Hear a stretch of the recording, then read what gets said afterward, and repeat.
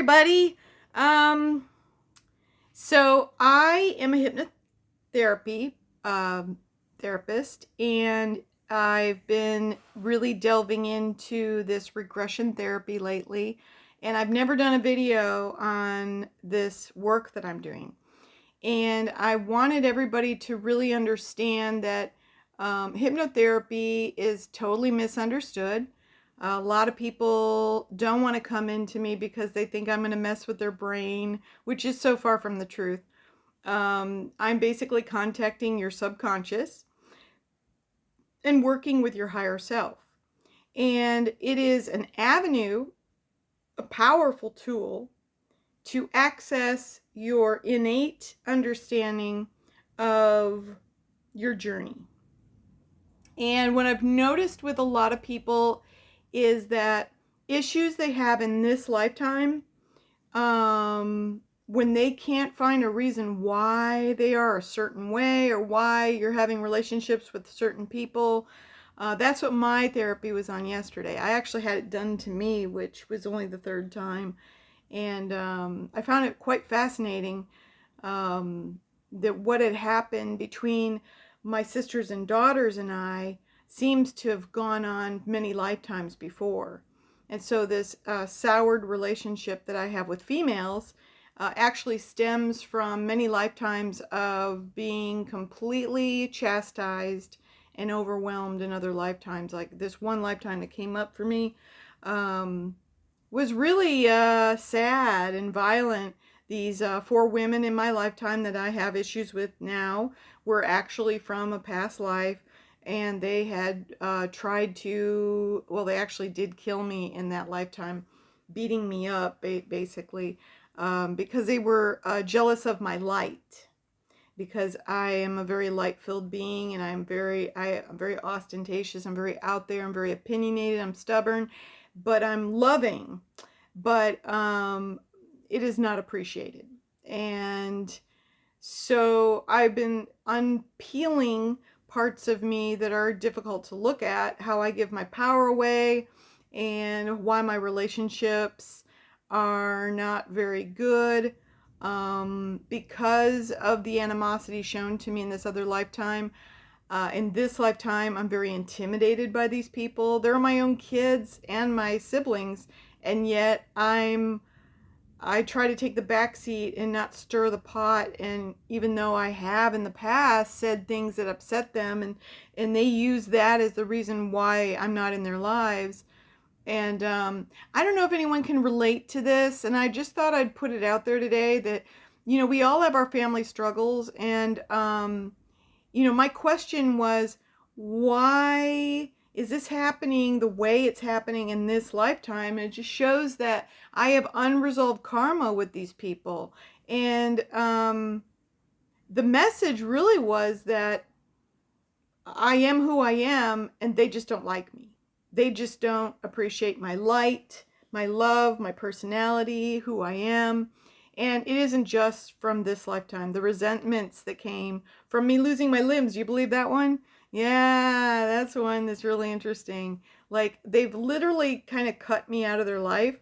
And it's hurting my heart because they're all the family I have.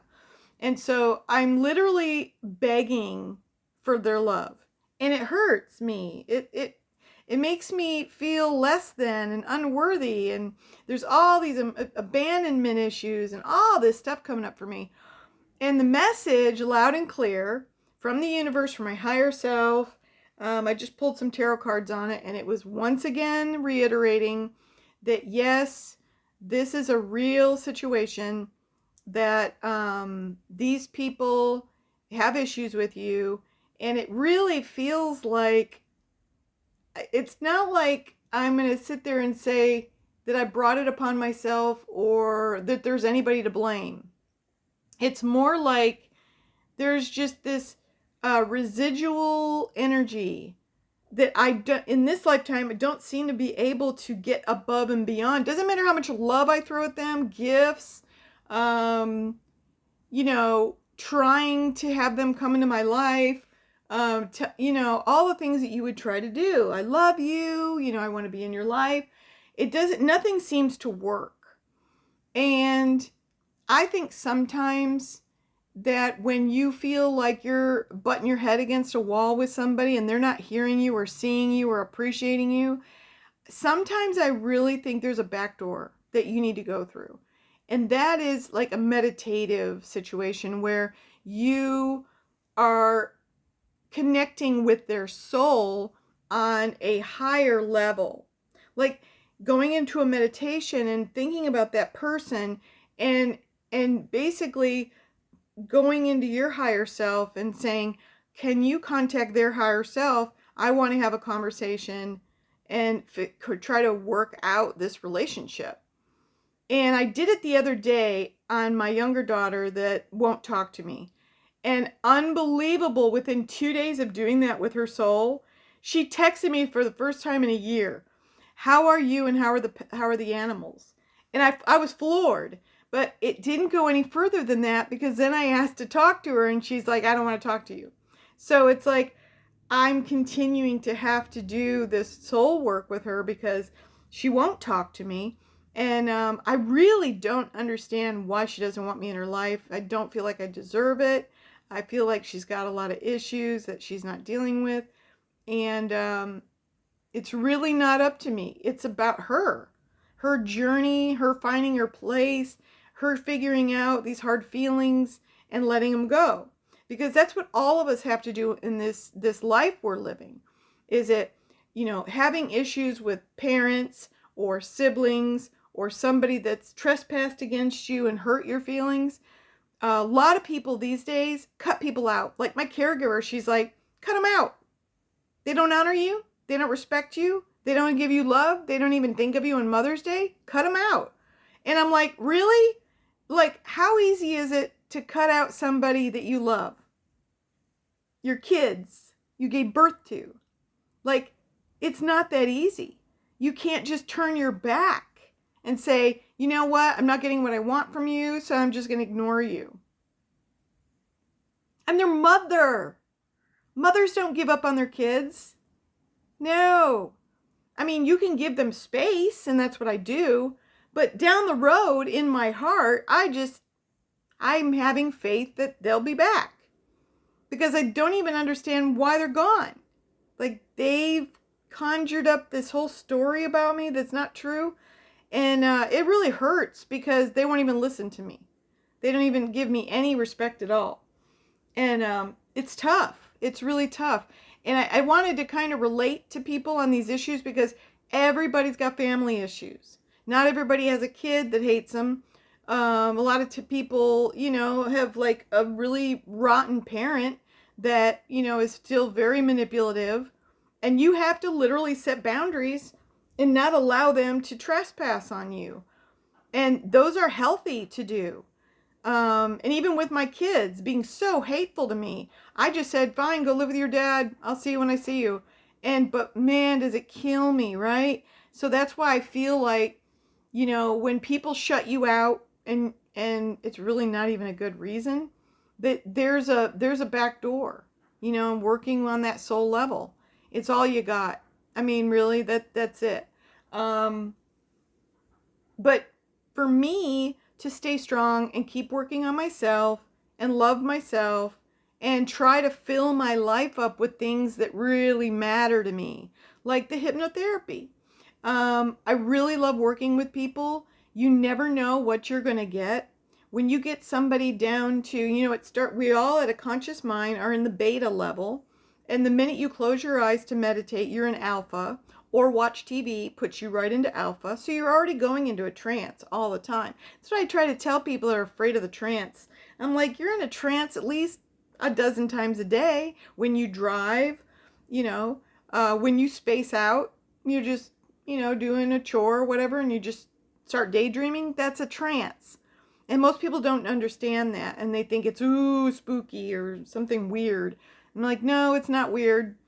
But the really cool thing is that when you go into theta level, which it goes beta and then alpha and then theta, you don't want to go to delta because that's when you fall asleep and you can't communicate. So at the theta level, you're still able to answer questions and really tap into that higher self. And you can really feel it too. When you're under, you can feel this like higher voice knowledge coming through you to answer your questions. And it's fascinating, and I have absolutely kind of fallen in love with it because I've seen the good things that can happen. And a lot of healing takes place. Like people come in for hypnotherapy for stopping to smoke or for their phobias. You can get into some very deep sections of your life that your conscious mind doesn't want to go to. You know, if you've got a lot of people will compartmentalize their traumas, and you know, I always look at people's age from age 1 to 7, and in that time period in everyone's life, they're building their subconscious mind. So that's why you don't remember your childhood very well, but some people do. But it's kind of fuzzy and vague. Um, all the events that happen to you from age 1 to 7 are stored in your programming. So, how your parents treated you, how they instilled their beliefs, how you feel about yourself, you know, how you were treated, how the person made you feel, all of that's established from 1 to 7. So, there's so many messages that you take on as a little kid that you don't even realize that you've had to, you know, because we're all adapting to our environment. When you're a little kid and you see what makes your parent mad, most of the time you stay away from that behavior. And then there's some kids that hate authority from day one. They don't give a crap and they will push the buttons, even to piss off the parent. They don't care because they came here to stir things up. So if you have a troubled kid, know that, you know, you just need to understand them. You need to sit down and really let them know that you love them no matter what their behavior shows. Because obviously they're acting out because they're trying to tell you, you know, I am who I am. And, you know, a lot of people, you know, stand their ground, even as a little kid, I've noticed. But they're here to stir things up. That's their job. So it's important for the parent to kind of do-si-do with the kid and really kind of like, you know, get a feel for who they are and what makes them tick. And every kid's different. Every kid's different. And, you know, my sisters and I were so different. And they chose a route of holding grudges. I let things go. I move on.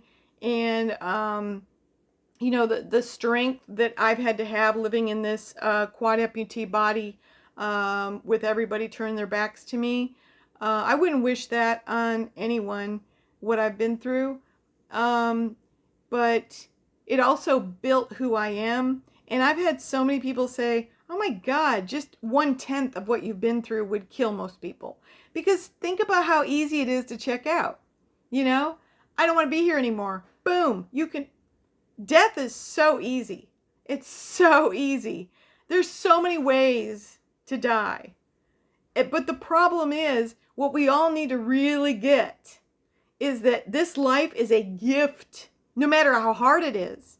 A lot of the hardships that we go through are building us to be stronger. I know that sounds horrible, you know, that we have to go through such a hard time to become amazing people. Unfortunately, that is the Earth school. That's the way it is on this third density, very heavy energy planet that we're on. This is the most advanced school in the universe, from what I hear. And a lot of the higher frequency beings are watching our pathway because a lot of them had already gone down this road a long time ago because they are millions of years ahead of us technologically and spiritually, way advanced. So they look at us, they kind of pet our heads and say, oh, we were there once. We understand the journey that you're on. It's hard, but you got to pull yourself up out of the mud and the muck and move forward. That's what we're here to do. And so if we give in and check out and leave early, you know, you just got to do it again, start over. And that's difficult. You know, you can't get out of this karmic cycle we're in. We're infinity beings. We come around and go around, come around and go around. This is Earth School karmic cycle. One reason that Jesus, Buddha, Krishna, Osiris, Thoth, you have all these master teachers that came here with otherworldly knowledge to help us transcend the karmic cycle. And we ended up killing them most times. Every single one of those guys was like tortured, and the story, like 23 masters were hung on a tree and rose back in 3 days. It wasn't just Jesus. The whole story was borrowed from history. He wasn't special in that way. He basically was using the teachings of the Indian Hindu culture and Buddhism and brought it back to the Middle East and was trying to enlighten them. The Essenes were teaching him how to do miracles, and the Gnostics reported on all of this. It's a story that you can learn from, because he was trying to teach us how to ascend this karmic situation so that we could leave on our own terms as an ascended rainbow body. And rainbow is the color of our chakras. It's our energy field. And when we're able to try to be, they call it perfected. And of course, human nature is far from perfect. So it's a tall order, right? It's very difficult. And they would go through mystery schools where they would do teachings to help you raise your consciousness so that you could be more loving. That's the whole point. Love fixes everything, and it transcends every emotion. It transforms every emotion. And that's why Gandhi, Martin Luther King, anybody that ever sticks to the love energy and the love message, we call a prophet. Bob Marley, awesome guy, spreading love. And they usually are murdered, because the beings that have enslaved us on this prison planet want this 3D reality to stay very heavy and keep us in fear.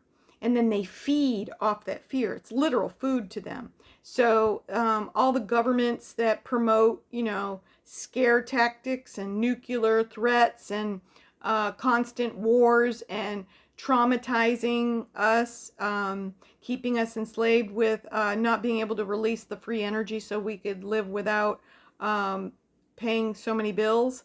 They don't want that. They want us suffering. They want us under the knife, being squeezed, feeling oppressed, feeling small, and that we have no power and no way out, and that they're our saviors. You see how they set themselves up for that? Yeah, they created crises, like our government attacked those World Trade Center towers and destroyed them. There's a lot of information about 9/11 and how it was brought upon us. Many, many, many examples of these kind of scare tactics that basically took our freedoms away. It was all orchestrated. And, but when you start seeing the bigger picture and you take your power back and you start pushing back in your own way, your sovereignty is the most important thing in your life.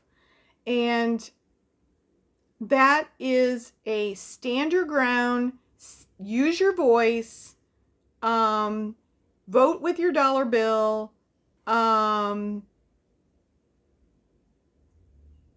meditate so that you aren't allowing the world inside of you. Very important to protect your energy from these negative influences. So easy to go down a dark path and to give up. So easy. A lot of people are doing it. Look how many suicides are happening. It's astronomical. And so that's why I get on here to talk to you guys, because we all have a mission and we need to take it serious. And right now is a very serious time to be here. It's such a gift to be alive right now, even though it's difficult, even though it seems like the world's going to hell. It's actually going through a growth spurt. And the growth is your consciousness. We are literally growing in the energy of consciousness to become aware of the corruption in all those institutions, Federal Reserve, governments, churches, all the institutions that have lied to us for so long. We have been controlled and oppressed for so long that we literally have become sheep. And I have a lot of sympathy for that, because in our crazy, busy, distracted lives, it's easier to just stick your head in the sand and hope for the best. Because we've seen what protesting does, or riots. We've tried to send people to Washington to change it. We feel like through time, even though we've become aware that, JFK was assassinated by the CIA and the MJ-12 group because of his wanting to share the UFO technology with Russia, and how he did pillow talk with Marilyn Monroe, and she was also murdered because of that. You know, if you listen to their version of history, everything is so neatly tied up with suicides and, overdoses and people hanging themselves, when really there's a much darker reality that is being covered up to hide the secrets of this world. And someday it's all going to come out. Because here's the thing. We're evolving in our consciousness and our awareness, and it's happening whether the dark forces want it or not. We're all waking up. We're all starting to see, wow, we've been lied to. And you start wanting to take your power back. Like, I'm not going to be a sheep anymore. The internet has really changed the world, because we're able to get classified documents, do research into all these lies, and start to see the bigger agenda, which is what I've talked about, keeping us in fear and trauma. They have better control over us. It's so much easier to control 8 billion people if you can put them in a state of fear. Look what happened with coronavirus. People lost their friggin' minds. My son checked out. He left. He killed himself. Couldn't handle it. Thought the world was coming to an end. This is what they promoted. And I didn't buy into it for 1 minute. I didn't take the jab. I didn't fearmonger. I basically said, this is all orchestrated. This was created to try to kill off as many people as possible. And then when they locked us down, they destroyed small businesses. They basically transferred all kinds of wealth to the larger corporations. I was just as guilty. I'm handicapped. I buy on Amazon a lot. Well, Amazon's part of the problem, and I vote with my dollar, but it's convenient. So I'm kind of stuck in this situation where I don't get out of the house. I can't go down the street and just get what I need. So I use Amazon. I feel guilty doing it, but I'm kind of stuck. And so I just encourage you guys that are able-bodied, be able to move around, to understand the bigger picture. And whenever you can support small business, I'm an artist. You can see my art on the wall, and I can't even afford a website anymore. I can't even promote my art to sell. So, the economy's killing me. On my disability check, it's gone every month, and I'm barely covering my bills. So I'm starting the hypnotherapy. I'm getting a sound bed in. It's coming this summer. And I feel very motivated to help people on their journeys of moving through and healing issues. And a lot what that hypnotherapy does is it basically calls on like reoccurring themes through all these lives. And then in this life, we each have this life to fix those karmic loose ends.